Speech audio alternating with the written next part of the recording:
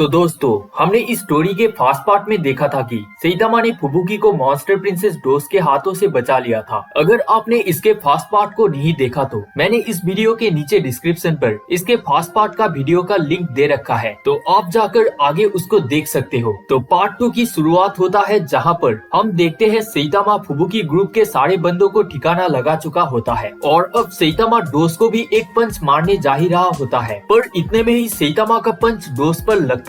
उससे आगे सैतामा एकदम से अपने पंच को रोक लेता है और डोस इस मौके का फायदा उठा के काफी तेजी से पीछे की तरफ जंप करके वहाँ से भाग जाती है। और फिर ये देखकर फुबुकी गुस्से के साथ चिल्लाती हुई सैतामा से कहती है, तुमने उसे जाने क्यों दिया? फिर सैतामा कहता है, पर मुझे उसे मारना ठीक नहीं लगा इसीलिए। फिर फुबुकी कहती है, क्या तुम्हें पता है उसने मुझे कितना टॉर्चर किया है? फिर उसके बाद सैतामा फुबुकी को एक टॉवेल पहना देता है और कहता है, क्या तुम्हें मैं घर छोड़ दूं या फिर तुम पहले मेरे घर चलना चाहती हो? फिर फुबुकी कहती है, नहीं, इसकी कोई जरूरत नहीं, मैं अपने आप चली जाऊंगी। फिर हमें दिखाया जाता है इसके कुछ दिन बाद के सीन को, जहाँ पर सैतामा मार्केट से होकर घर वापस आ रहा होता है और अपने मन में फुबुकी के बारे में सोचते हुए कह रहा होता है कि उस दिन से मैंने उसको एक बार भी नहीं देखा, पता नहीं कहाँ चली गई। आई थिंक जहाँ भी होगी ठीक ही होगी। और वैसे उसकी पर्स भी कब से मेरे घर पर पड़ी हुई है, तो क्या वो चाहती है कि मैं उस पर्स को फेंक दूं? फिर तभी सैतामा अचानक से उसके आगे की तरफ रास्ते पर देखता है एक लेडी को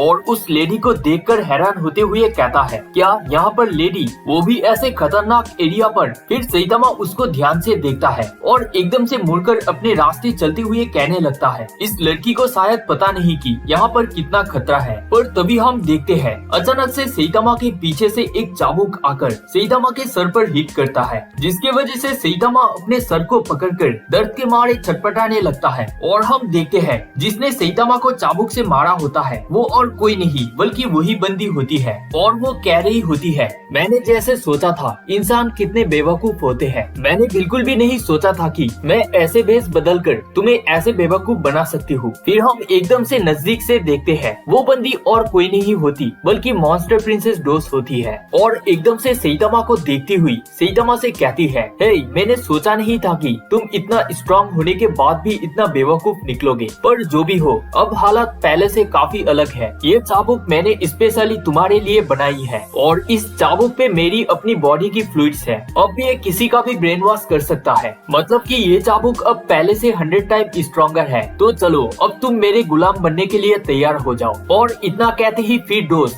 एक और शॉट सैतामा पर शूट करती है, पर सैतामा इस बार उसकी चाबुक को एकदम से पकड़ लेता है और ये देखकर डोस काफी ज्यादा शॉक हो जाती है। और फिर सैतामा भी डोस को देखकर कहता है, ओ तो तुम हो जिसने मुझे फिर से पीछे से इस चाबुक से मारा। और इतना कहते ही फिर सैतामा एकदम से उठकर उस चाबुक के 2 टुकड़े कर देता है और कहता है, क्या तुम जानती हो तुम्हारी इस चीज से अब मुझे सरदर्द होने लगा है। और ये देखकर डोस काफी घबराए हुए अपने मन में कह रही होती है, क्या आखिर इससे भी इस पर कोई असर नहीं हुआ? फिर एकदम से कहती है, रुको, मैं हार मानती हूँ, मैं हार मानती हूँ। और ये कहकर एकदम से घुटनों के बल गिरकर अपने आप को सरेंडर करती है और सैतामा ये देखकर काफी ज्यादा कंफ्यूज हो जाता है। और फिर इधर इसी मौके का फायदा उठाकर डोस एकदम से अपने मास्क को खोलकर एकदम से काफी तेजी से सैतामा को किस करती है और किस करती हुई अपने मन में कहने लगती है, अगर मेरी चाबुक काम नहीं किया तो क्या हुआ, ये अब जरूर काम करेगा, इससे मैं अपने फ्लूइड को डायरेक्ट इसके अंदर डाल सकती हूँ। पर कुछ समय बाद डोस देखती है कि सैतामा पर इसका भी कोई असर नहीं हुआ होता,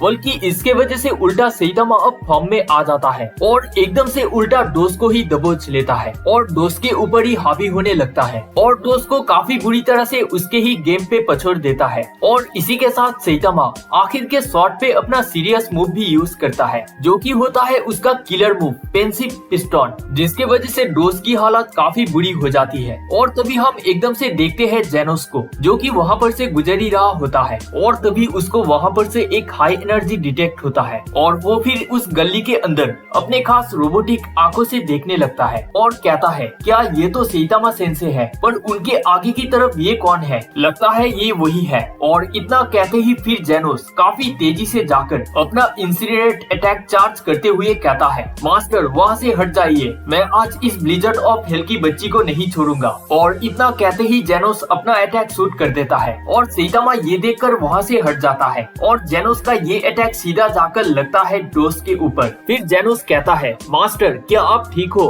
फिर सेइतामा भी जेनोस को देखकर कहता है, ओ जेनोस तो तुम हो। फिर जेनोस कहता है, थैंक गुडनेस कि आपकी कपड़े खराब नहीं हुए, पर जो भी हो मैंने आखिर इस फुबुकी की बच्ची को सबक सिखा ही दिया, अब ये आपके पीछे नहीं पड़ेगी। फिर सेइतामा काफी कंफ्यूज होते हुए कहता है, पता नहीं आखिर तुम किस बारे में बात कर रहे हो। फिर जेनोस एकदम से कहता है, तो क्या ये फुबुकी नहीं थी? फिर हम देखते हैं डोस को, जो कि काफी बुरी हालत में गिरे पड़ी हुई होती है, और फिर सेइतामा एकदम से फुबुकी की नाम को सुनकर एक स्माइल के साथ अपने मन में कहने लगता है, ओह मैं तो उसको भूल ही गया था, फुबुकी के सामने सब बेकार है। थैंक्स जेनोस मुझे उसके बारे में याद दिलवाने के लिए। और फिर हमें एकदम से सीन कहीं दूर पहाड़ों पर दिखाया जाता है, जहाँ पर हम देखते हैं फुबुकी और उसकी असिस्टेंट को, जो कि पहाड़ों पर क्लाइंबिंग कर रहे होते हैं। और फुबुकी की असिस्टेंट फुबुकी से कह रही होती है कि क्या अब हम घर वापस जा सकते हैं मिस ब्लिजर्ड? फिर फुबुकी कहती है, आखिर तुम क्या कह रही हो? क्या तुम मेरे साथ आना नहीं चाहती थी? और इतना कहते ही फिर फुबुकी एकदम से हंसती हुई अपने मन में कहने लगती है, अब रुको सेइतामा,